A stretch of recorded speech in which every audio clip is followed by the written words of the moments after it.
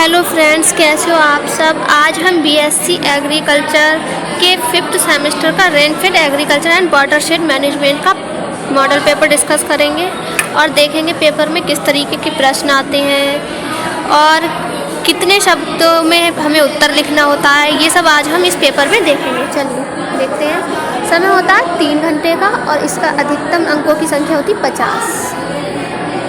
सबसे पहले section A है दीर्घ उत्तरीय प्रश्न। दीर्घ में किस तरीके के प्रश्न आते हैं देखिए, हम देखते हैं।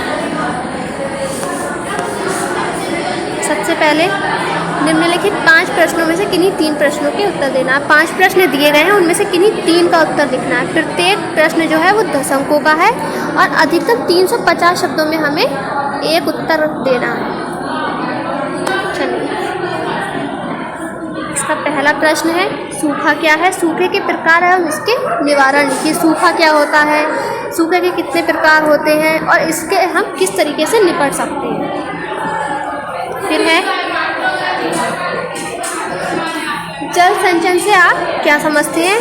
संक्षेप में इसके महत्व पर चर्चा करें। जल संचयन, जल को इकट्ठा करना, संचयन करना जल का, इससे आप क्या समझते हैं। संक्षेप में इसका महत्व लिखना है। क्या इसका क्या महत्व है, जल संचयन का महत्व क्या है, ये लिखना है। और ये कैसे उत्पादन और उत्पादकता में सुधार लाता है। फिर है वर्षा आधारित कृषि से आप क्या समझते हैं। वर्षा आधारित कृषि की समस्या पर चर्चा करें तथा इसके उपचारात्मक उपाय भी लिखिए। वर्षा पर जो आधारित कृषि है, जो वर्षा पर आधारित है, वर्षा पर निर्भर है, उससे आप क्या समझते हैं। इस कृषि की जो समस्याएं हैं उन पर भी चर्चा करना है और उपचारात्मक उपाय भी लिखना है। कैसे इसकी समस्याओं से हम निपट सकते हैं, इसके उपाय बताना है। इसके बाद है एंटी ट्रांसपिरेंट से आप क्या समझते हैं। इसके वर्गीकरण और उपयोगों का वर्णन करना है। इसके बाद है जल समेट प्रबंधन क्या है, इसके उद्देश्य तथा घटक पर विस्तार से चर्चा करें। इसके बाद सेक्शन बी है लघु उत्तरीय प्रश्न। देखेंगे लघु में किस तरीके के प्रश्न आते हैं। देखें निम्नलिखित 7 प्रश्नों में से किन्हीं 5 प्रश्नों के उत्तर देना है। 7 प्रश्न दिए गए हैं, उनमें से किन्हीं 5 प्रश्नों के उत्तर लिखना है और प्रत्येक प्रश्न 3 अंक का है और अधिकतम शब्दों की संख्या है 150। 150 शब्दों में हमें एक उत्तर देना है। फिर है मृदा एवं जल संरक्षण तकनीकों पर संक्षेप में चर्चा करें। मृदा और जल को किस तरीके से हम सुरक्षित रख सकते हैं। मृदा और जल संरक्षण हम किस तरीके से कर सकते हैं, इसकी तकनीक पर हमें संक्षेप में चर्चा करना है।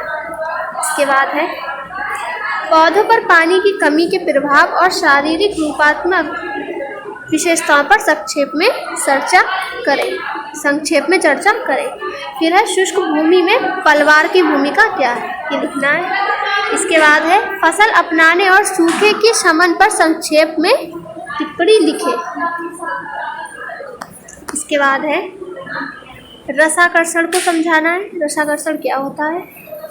फिर है विषम मौसम की स्थिति के लिए आकस्मिक फसल योजना। जो विषम मौसम होता है उसके लिए आकस्मिक फसल योजना क्या है। फिर है निम्न में विभेद कीजिए। वर्षा आधारित और शुष्क भूमि में भेद करना है। धूल पलवार और जैविक पलवार में लिखना है।